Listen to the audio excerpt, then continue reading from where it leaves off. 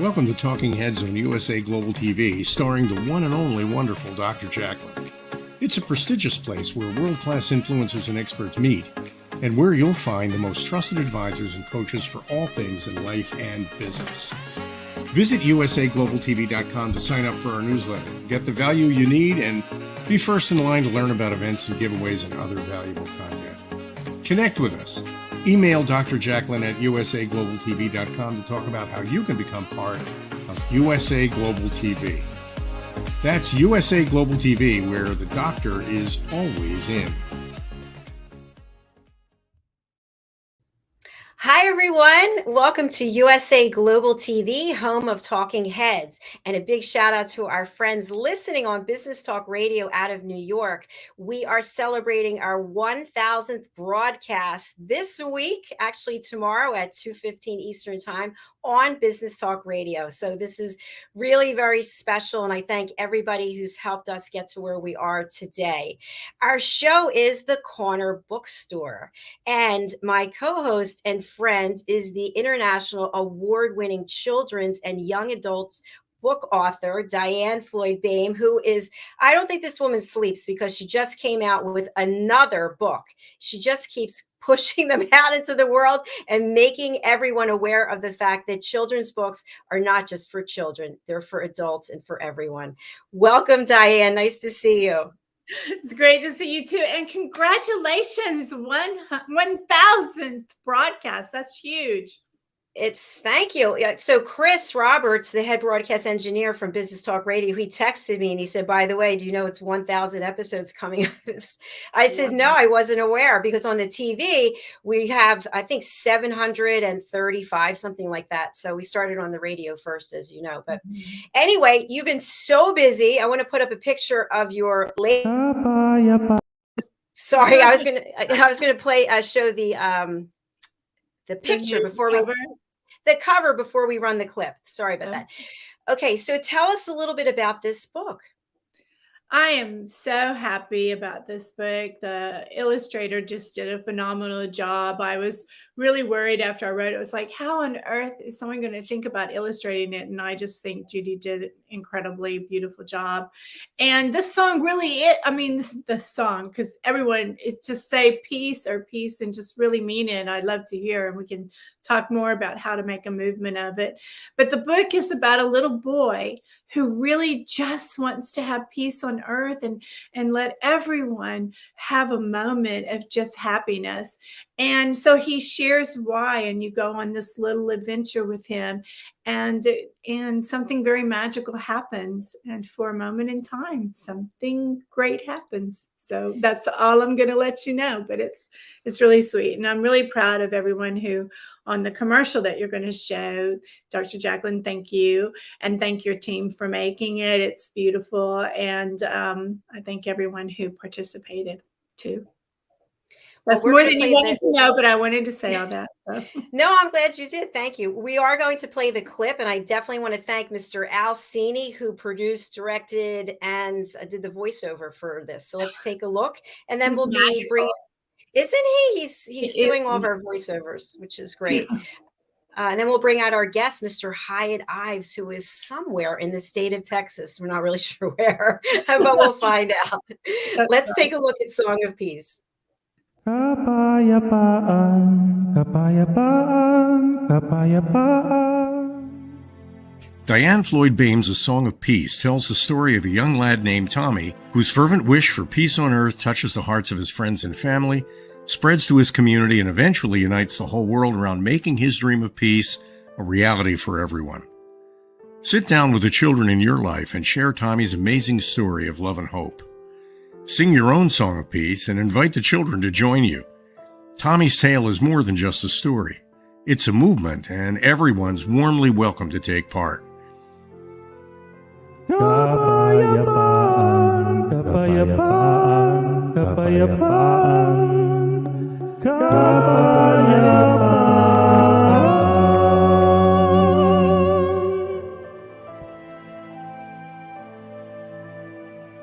You'll find A Song of Peace, along with many other wonderful learning and enriching opportunities for children of all ages, at DiannFloydBoehm.com. Wow. Thank- that's Tagalog. For those who don't know, you're thinking, what language is that? And it's Tagalog, the Filipino language. So, and Ron Thank you. Parker was the one singing it. And I just thought he did a beautiful job with everyone else, including you. Did you see you in the corner, Dr. Jacalyn? I was like, I remember exactly when I was walking along singing that when I was in New Jersey.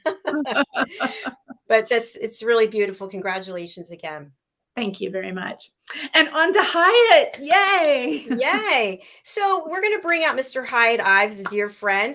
Diann, I'd love to spotlight you and just have you share with our audience, why are we focusing on authors? Why is this so important? I'll be happy to. So authors are amazing. They're storytellers. They happen to be storytellers with words rather than just singing. There's all types of storytelling.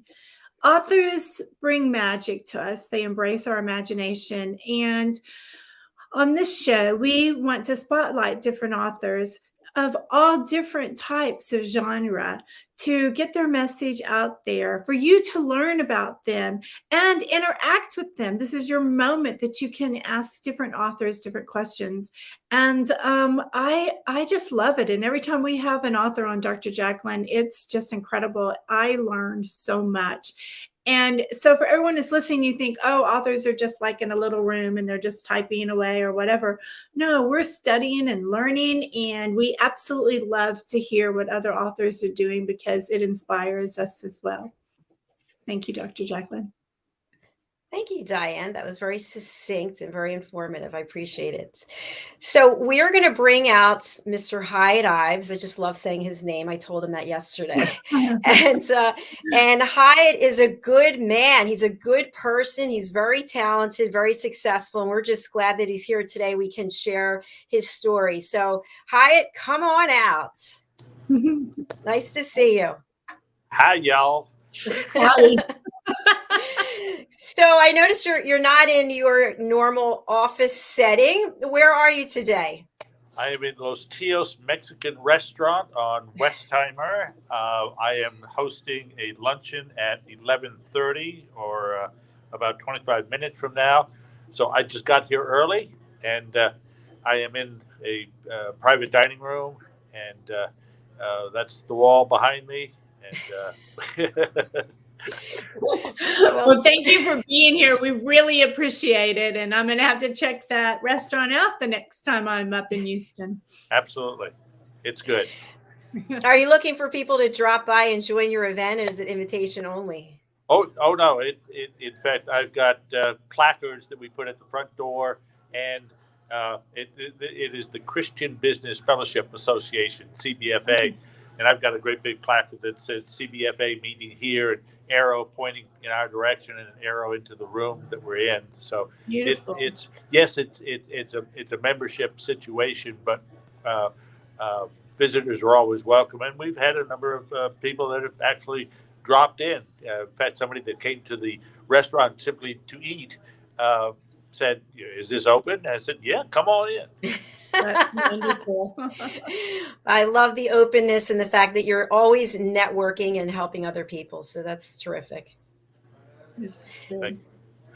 Hiett, so you are the author of 2 books, and I know you have them there. Let us spotlight you. Why don't you hold them up and tell us a little bit about each? Well, this is the first book I wrote, and we'll talk about this a little bit. That Ain't Not Right, the Use and Abuse of the English Language. I was introducing myself to a networking group, and rather than do it, I'm born here and yada, yada, yada, I said, here's what I do. And I entitled the introduction, That Ain't Not Right, the Use and Abuse of the English Language. Well, a good business friend of mine was in the audience, and he said, we need to turn that into something else. And we put together a weekly newsletter that goes out. It's now gone out for over 5 years. In fact, this is volume 1, a compilation of some 22 of the then 60 episodes, and volume 2 will be a much larger book with a source of about over 250. weekly deals. The second is, I'll turn it the right way around. My strength is one of my strengths is business to business trade show marketing, and this is 88 successful event strategies before, during, and after a trade show. So that's the two of them. Where do we go from here? What would you like me to talk about relative to them? So, Hiett, what was the catalyst for you to write books like that are so diverse in terms of the topic?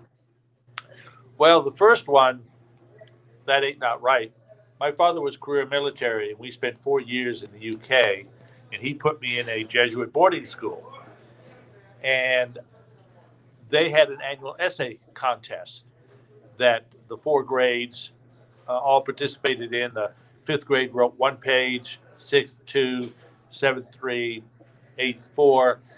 They had a field day at the end of the year and awarded all of the awards, and the best writer was announced. And it was always an eighth grader, except the year that I was there.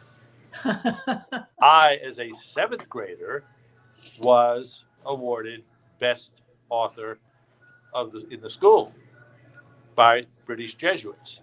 Wow. Well, it took me a few years to realize, if the British Jesuits have recognized that as a skill of mine, perhaps I ought to hone it. So I did. And I have the ability to listen to what people say and then write it to the point that they will put their name against it. And one of my early mentors told me, I worked for him. He told me to write a letter to a business person that we both worked with. And he had me go through about 3 or 4 iterations of it. I said, Bill, for as much time as I put in this, you ought to let me sign it. He said, Hiett, remember one thing. The more you get other people to put their name against something you've written, the more valuable you are to them. That's right. So That's excellent advice. Yeah, that is really good advice. That is huge too, as you stated, for a British Jesuit or any British person to honor an American with English. It's pretty great, because I'm with a lot of people and they're like, you guys, we get upset when people don't speak the Queen's English in England, but you Americans have just destroyed the language.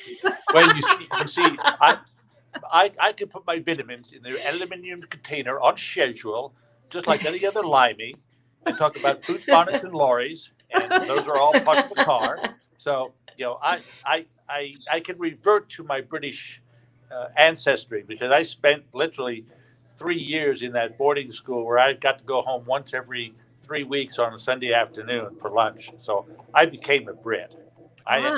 Some of my best friends are British, and I love the Brits and Great Britain. Yeah, me too. Absolutely. I do too. And I love the way they speak. Excuse me? Were you in Hogwarts? No. I'm just teasing. I was in Old Windsor, which is a suburb of Windsor. Yes. And I actually played rugby on Runnymede. Wow. Which was where the Magna Carta was signed. So I have lived British history. That is great. My husband actually has a relative who signed the Magna Carta, and we have his name and everything. Yeah, it's pretty cool.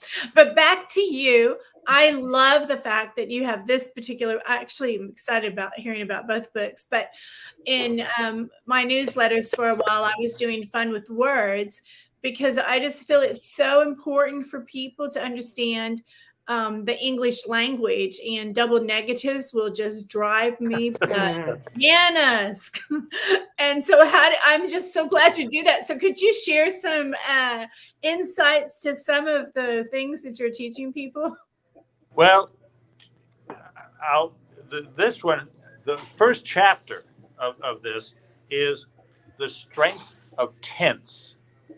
The strength of tense. I love there that. are 3 approaches from which you can reference someone: the past, the future, and the present. We are unable to change the past, and we cannot predict the future. The only situation over which we have any control is the present. So I show you how. In this book, I say you could say I have been, she was, they were. Examples thereof. I have been an employee of the XYZ company at one time. She was a graduate of the class of '08. They were all in the military in their younger days. And we hear people talk about people like that in the past. Now, you can make that same statement using the present tense. For instance, I am a former employee of the XYZ company. She is a proud graduate of the class of '08. They are all proud ex-military personnel. So the information transmitted in the present tense makes it more relevant and potentially applicable to the situation at hand. Besides, it's far more fun to be in the present than in the past. Mm-hmm. Well done. Well done. I like that. You know what's so great about that book is it's not just for people who need to learn the English language, but for all of us. For I can see educators using it. I can see people using it who want to understand those tenses that you just said. But most importantly, I think it also, by listening to your book, and Dr. Jacalyn, I love to see what you think, but I think it makes us a better speaker because of what you just said and using the tenses. Oh yeah, yeah. I definitely agree. The other thing that I go into a little bit here, but the royal pains. What is the difference between complementary and complement? Oh, come on, Hiett. Complementary and complementary. Oh. Complementary with an E means completing a set or making up a whole, whereas complementary with an I has two primary meanings. One is the expressing nice things about you, a compliment. I did the same thing with discrete and discreet, CREET and ETE. And then, of course, there's peak, and peak. PEAK, PEEK, and PIQUE. So I've got a whole chapter on that. Premier and premier. I'm gonna have to get this stationary and stationary. Being stationary and writing on stationary. And in fact, the same businessman that got me to start the newsletter, and that's another thing. Writing books. I didn't have to write this book. When I chose to do it after doing those weekly deals for a little over a year, I simply printed out all 60 of them, put them on a great big table, put them in order, and this book is simply putting this stuff together. Right. So I didn't have to sit down. Yes, once a week, every week for a year, I spent an hour maybe writing the message of the day. But when it came time to do the book, this is an easy thing to do. Yeah. Well, congratulations on that. I do have a question. I find people using this word on a regular basis, and I feel my skin crawling. And I just wondered if you feel the same way about it. Irregardless. Irregardless. Yeah. It's bored. Yeah, that ain't not a word. But people use it all the time. And by the way, I've learned from our other show, The Power of Etiquette and Manners from Philip Sykes, that it's not appropriate to correct someone, because I would correct people when they're not speaking proper grammar. Like, who am I to correct people? But now I understand that that's not appropriate. So when you hear someone say irregardless, what do you do? Well, I'm not quite as polite, and I don't follow that rule. If it's somebody, I'll say, look, that ain't not right. And of course, I and that of course is a tongue-in-cheek play on the English language, because and you talked about double negative. Well, that exactly is what that is. and I have become known as the "that ain't not right" guy. Hi, while we have you on Spotlight, I would love for you to talk a little bit about your other book and the 88 strategies. And if you'd like to read something from there as well, that would be terrific. Oh, gee. All right. Well, what I did here, I've been doing business-to-business trade show marketing for 4 decades, and I specialize in trade shows. So this is a what to do before, during, and after. And these are pro tips, just simple tips like brand everything in your booth. Repetition is the best differentiator at a trade show. Brand everything. Put your logo everywhere. When a tagline is concise and easy to read, include it too. Identify the entire space with your logo so that attendees immediately associate you with your product and or service. So it becomes a that's a before deal. An at show deal for people that are putting in large booths. Rather than do it yourself, use a trade show exhibit company. When exhibiting in 3 or more trade shows annually, consider working through a trade show exhibit company.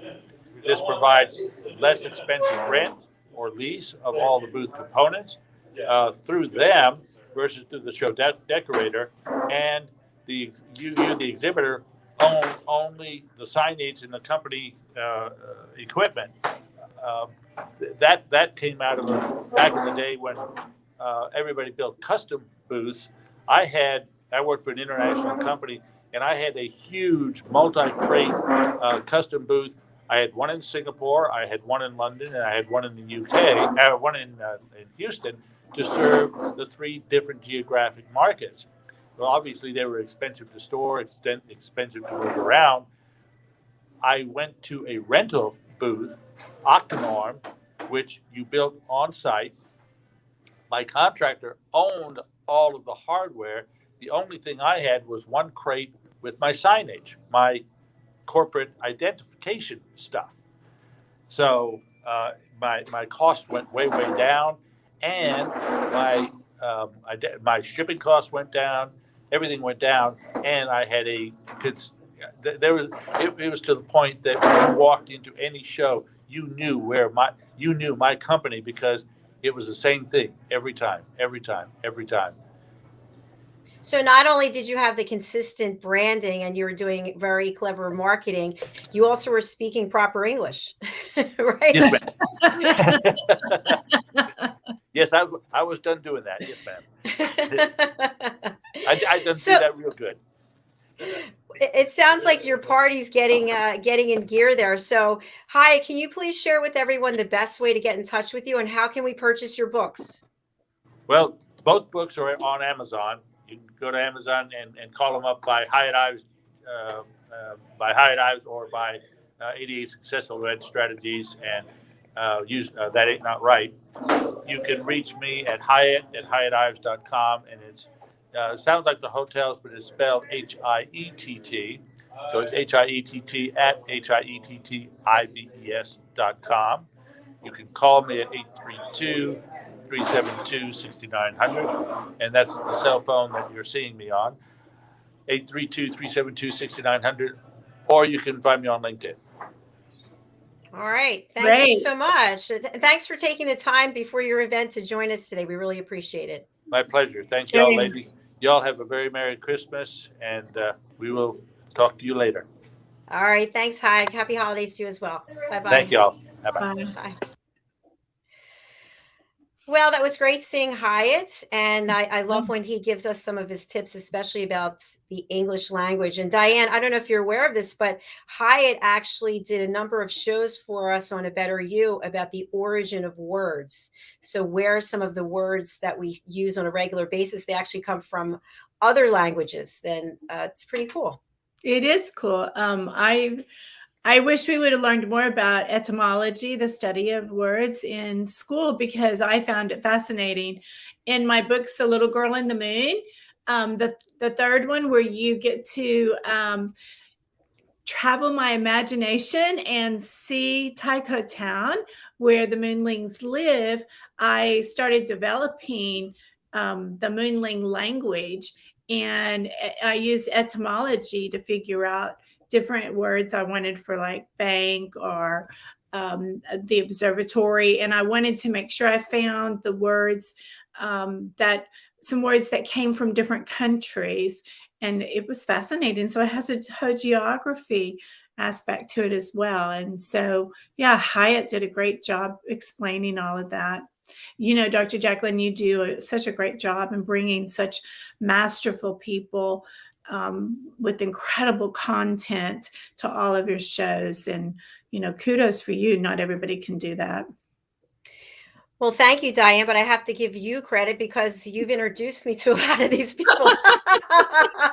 So I it's really compared to 1,000 shows, so that was way before me. So you're just kind. You know, it's funny. The first shows, I want to say 50 or 60 were just me. It was just me and Business Talk Radio. So they would interview me every Friday at 5. Mhm. So, and then I was tired of being interviewed because I thought, what else could I possibly have to talk about? So I asked to take over the show, and then that's where we are now. Yeah, amazing, just amazing. And, you know, for those listening, I keep telling her we have to do an interview of just her because you're such an inspiration to talk about where you started and to be so transparent in what you went through. It's not an easy process. And learning new technology, you know, I mean, if you put those buttons that you're doing, you know, that magically people are, you know, and they're like, how is she doing that? It's a different language. It's like playing the piano, you know, you have to like, hi, how are you? And the same time, this little finger's like moving the sound up and down. Well, thank you, Diann. You know, it's kind of interesting. We had a show yesterday and the guest had 8 video clips and I had to get the timing right. And in the meantime, someone I really love and care about went for a walk, but was not walking where they were supposed to. So I was running the show and hosting and watching Life 360 to see where she was going. And then texting my sister like, where's she going? She's going the wrong way. But I still had to get the clip. So it is a lot of pressure to do the show and also produce it and direct it, but anybody can do it really. And it's just a matter of learning and being open, and then you have to stay very calm. So like I shared with you, I think before the show, on the last show, the internet, all the lights, everything just went dark. And I'm running around the house looking for the router, trying to reset. And then all of a sudden it just came back on. So things happen and you just have to stay calm because the technology, obviously, we're not in control of energy, and energy is everywhere, right? Yeah, that's right. And kudos to your guest. She just kept going. Now, so you were watching the show. Could you tell there was anything wrong? I had come in after everything happened, okay. so I can't honestly say, "Oh my God, it's magical!" But I'm going to go look for it now. Perfect. Well, thank you. It was great advice, and actually, you could write a book about all the different people and their shows and highlights too. So I'm thinking of doing that. My second book is coming out. It's almost finished. You're actually in the book. I interviewed you so long ago, you probably forgot. Yeah. But the book is almost finished. I'm adding one more chapter to it, and it's about people overcoming adversity and then being the incredible, awesome people they are today. And many times we look at someone, we have no idea what it is that they've been through, and we see all their success, you know. So and I thank you for sharing because you're in the book. But people could just say, oh, Diann, you know, everything she touches turns to gold. And she's had so much experience as, you know, an actress and singer, performer, author, teacher, and illustrator. It just goes on and on and on. But you have also had challenges in your life, and especially the recent past has been tough for you as well. So I think it's really very brave to share stories like that. So I thank you for being included in the book. No, you're welcome. And kudos to you because, you know, my parents always taught us that, and it's a hard thing to do, especially as a child, but you learn over the years to not criticize somebody until you've walked into their shoes. That old Native American saying, about walking someone else's moccasins. But it's really true because, every day we want to put together a good face. And I know when I was teaching in the classroom, I didn't want my students, I call them my kids because once they're my kids in the classroom, they're my family. I didn't want them to be worried about me. And so I, put on a happy face, yay for taking acting lessons. But they had no idea that in the back of my mind, I'm worried about my dad, he's sick, or, someone that I know got hit by a car, all these things that happen in life. And so you learn to mask things, and then people just think, oh man, that person's a rock star. They're incredible. They don't know how many tears happened before they became a rock star. It's so true, Diann. Thank you for sharing that. And it's about your dad. I remember I was asked to speak at a conference, and I was on a panel, but then I also had a breakout session, which I can't remember what it was on. But after that, I left, and my father was in the hospital. He was very sick, and I got a call from somebody who attended the workshop. And he called to tell me he was really disappointed in what I presented because it wasn't anything that people didn't already know. And he just started ripping into me. And I thought to myself, I'm like watching my father go down, you know what I'm saying? And people are just so insensitive sometimes. But, I try to just take the information and use it for the future. So the point is, for all of us, right? Everybody's going through things. So let's just treat people with grace and Right. just expect that they're having stress in their life in some regard, and maybe that's why they're acting the way they're acting. Yeah. Which is, what the Song of Peace is all about. The book is just, if we can just live by that golden rule and be kind to one another, and especially if you're a leader in a country, just think of ways to handle things so that you can resolve the issues peacefully, because going to war is not always the answer, because eventually you stop fighting and then you make up. So why can't we make up first? I'll never understand that. Not trying to get into politics, Dr. Jack. I'm just saying, let's all be nice. Yeah. Well, you and I both are really interested in peace inside of us, peace for the world. So I think there's a lot to be said about that. And I think there's a song about war and what are we fighting for anyway, right? Yeah, That yeah, yeah. the whole message and meaning gets lost sometimes. Mhm. But Diann, with the rest of our show, I would love to have you share, as an award-winning author how many books have you published now? 10? I think about 9. I lost count. I have a long way to go. No, but that's a lot when you think about the fact that, we talk about this, that it's hard to just get going on the first one. And many times people start it, even people we know, friends we have, they want to write a book, but they just can't get to the first step. So Mhm. how do you manage your time? Because you just this year, what did you publish? Three or four? 3. Three. Okay. So can you share with people, like, how do you manage your time with writing and everything else that you're doing to accomplish this? Sure, I'll be happy to. Hopefully, it'll inspire people. So, if you're thinking about writing, just step back for a second. Are you even afraid, like, oh my gosh, I wish I could do it, but I just don't, I can't, I don't know. Oh my gosh. But every single one of us have a story inside, and those stories can be shared. It may not go and make you multi-million, but that's not why you want to do it. Your stories are grand. And if anything, there's stories that your family will always treasure. So it's important just to write. And when you sit down and you write, whatever thought comes to your mind, just write it, even if it's just a thought and you need to go on and cook supper or whatever. And then another thought comes to you, write it down. So have a piece of paper with you all the time and write it down. For me, my intuition, the angels, whenever they send, ideas for me, for my stories, generally it's in the middle of the night and I need to get up. But for the most part, I try to set down a special moment every day to write.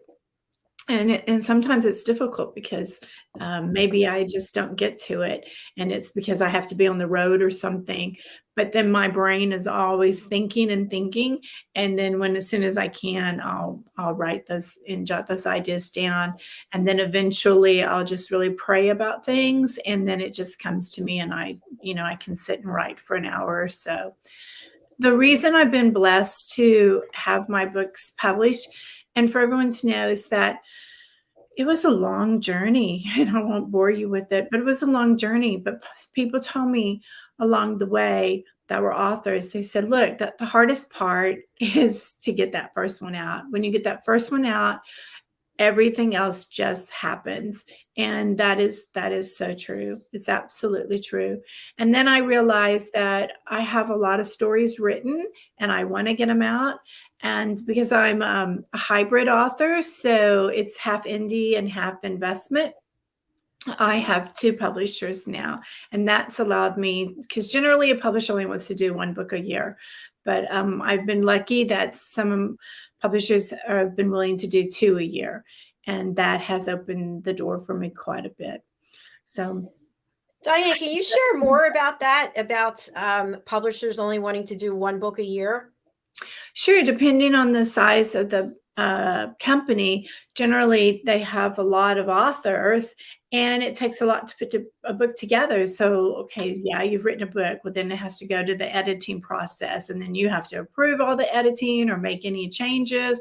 There's a lot of construction that takes place in the background before a book ever gets going on the publishing track to be in a binder and a cover and so forth. And so once you go through that process, then the publisher's like, okay, I have to schedule this out. So this person's going to have one at Christmas. This person has one that's going to fall into the line, seasonal. So they map all these different authors out and their topics, and then they have just this, run of how things are going to go. And if they only spotlight, three authors, one author with 3 books at the same time, then what happens to all these other people that they have agreed to work on their books? So generally, they like to just spotlight 1 a year. And for the most part, a lot of authors only want to do 1 a year. But for me, I've always been a storyteller, whether it's on stage, whether I'm singing or talking, whatever. And I have written down these stories, and I just want to get them out. And whoever gets it, they're the person that's meant to read the story. I just want to get them out.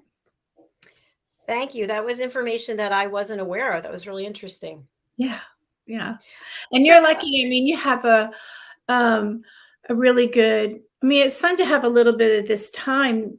This is such an important show you have especially for people who want to, interact with authors, but also how do you get started? And you've been blessed with someone who's teaches you how to get that done in a year. And like the information you have, some people take 3 to 5 years to get that type of book out. So maybe you could share how you were able to get something done that wouldn't take someone else 3 or 5 years to write.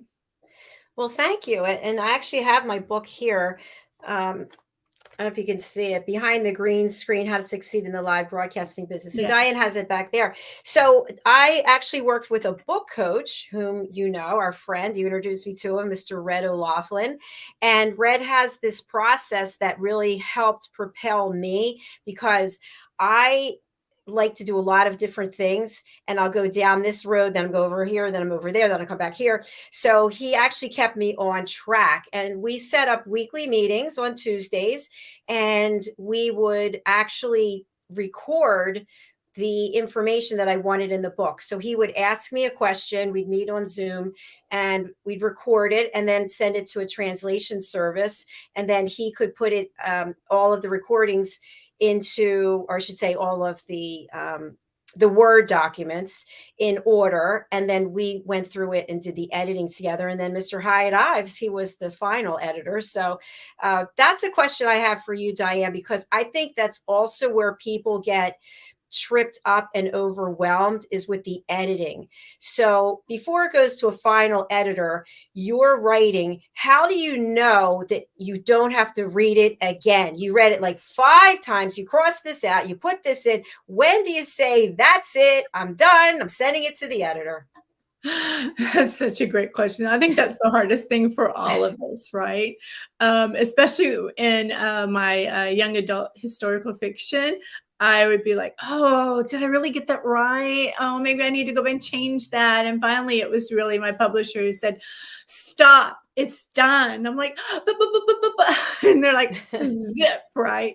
And for the children's book, I don't know. There's something about, I like write it and then I have to edit it.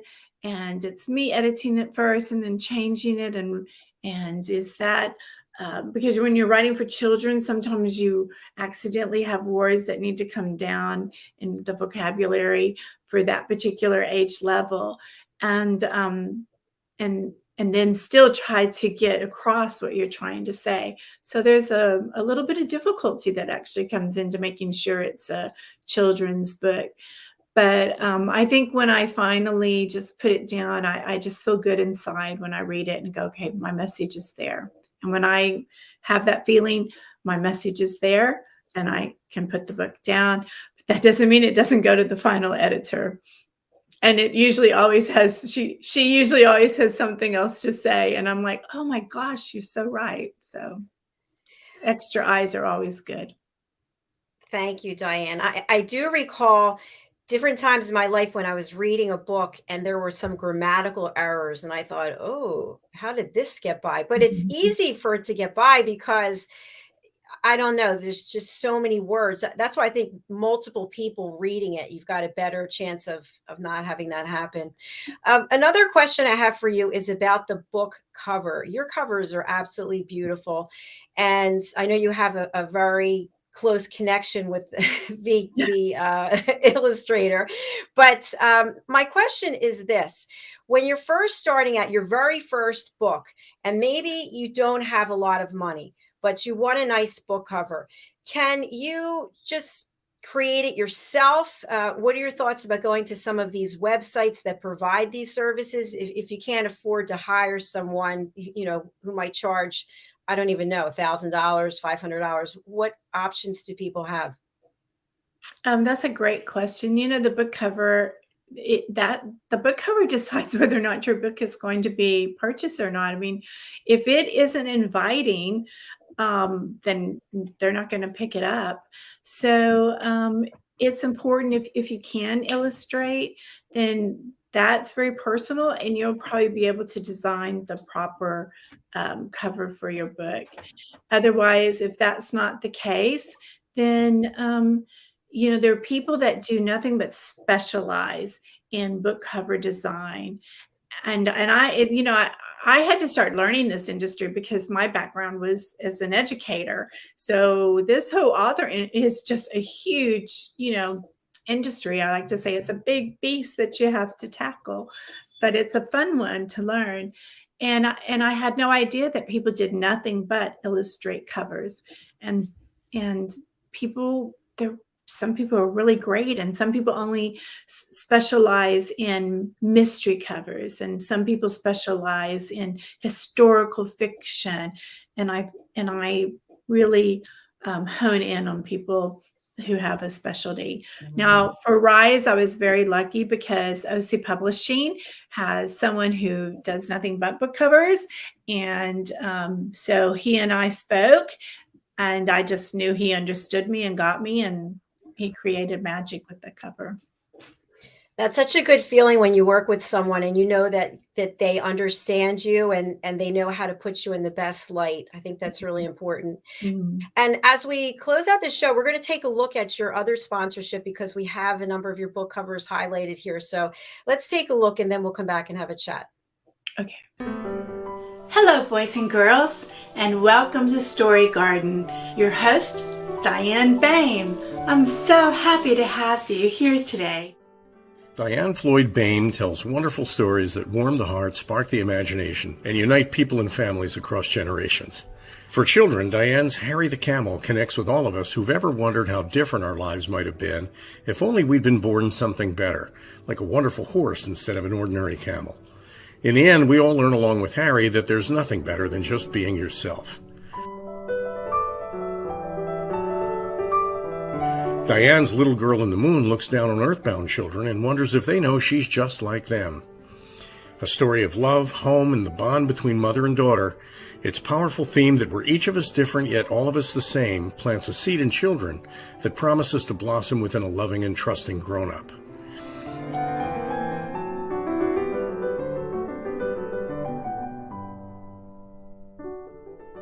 Diann's new biography, Rise, recounts the experiences of her grandmother, Ruby, to reveal the hidden strength of the human spirit. Ruby's story inspires all of us to become the best versions of ourselves. You'll find all of Diann's delightful books and much more at diannfloydboehm.com. Visit diannfloydboehm.com. That's diannfloydboehm.com.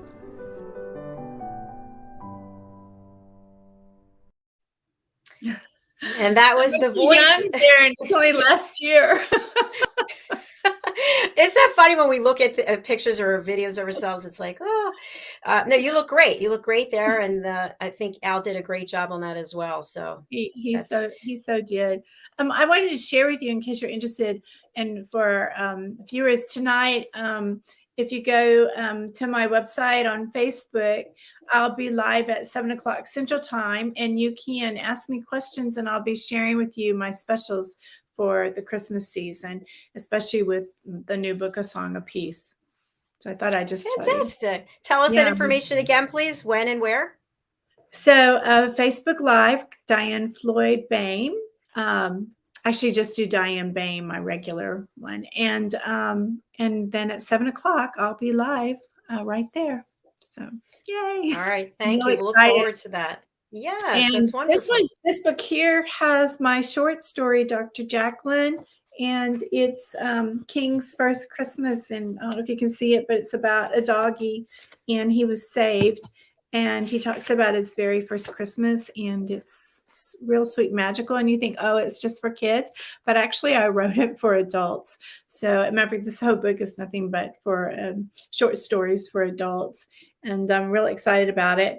But, you know, you asked a really interesting question earlier about how do I get all these books out? Well, actually, I wrote this story a year ago, and it had to be approved and then be selected to be part of this. And I'm already working on my Christmas story for next year. So I'm already in the editing mode. So there you go. Thinking ahead.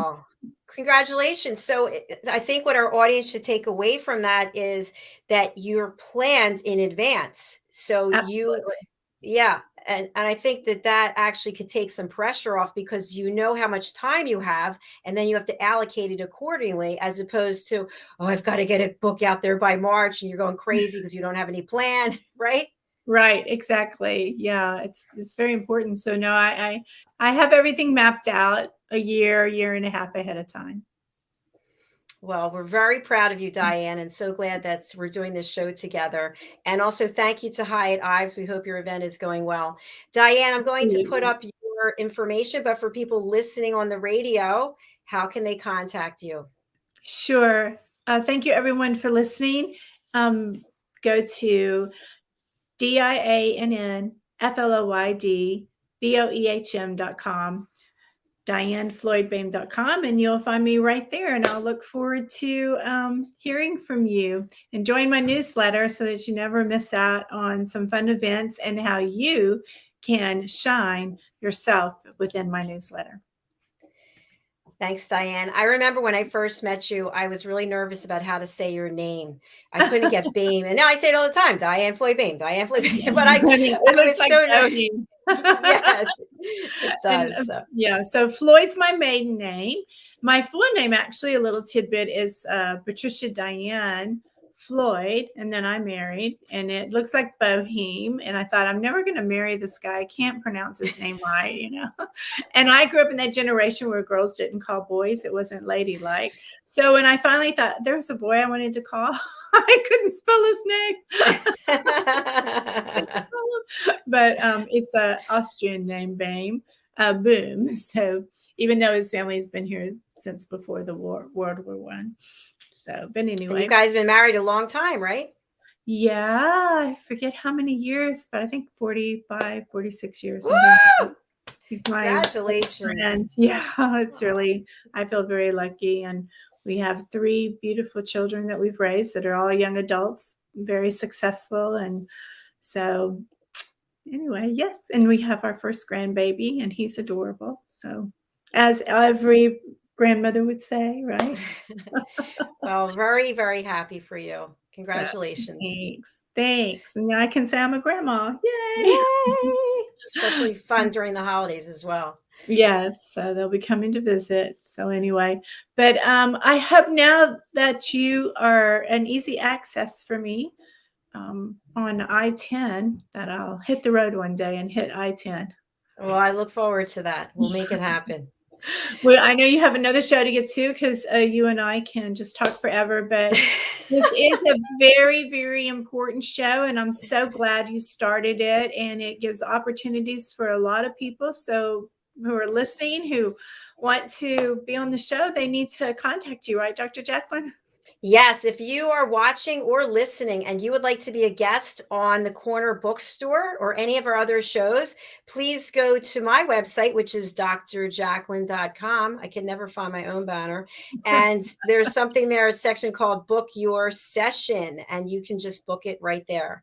I can't find it. So anyway, drjacalyn.com, book your session. All right, Diann, I look forward to seeing you tomorrow for Fashion, Fitness, Travel, and Leisure. And we'll be back again next week for the Corner Bookstore. So take care of yourselves, and we look forward to seeing you again soon. Yes. Have a great day. Bye-bye. Bye.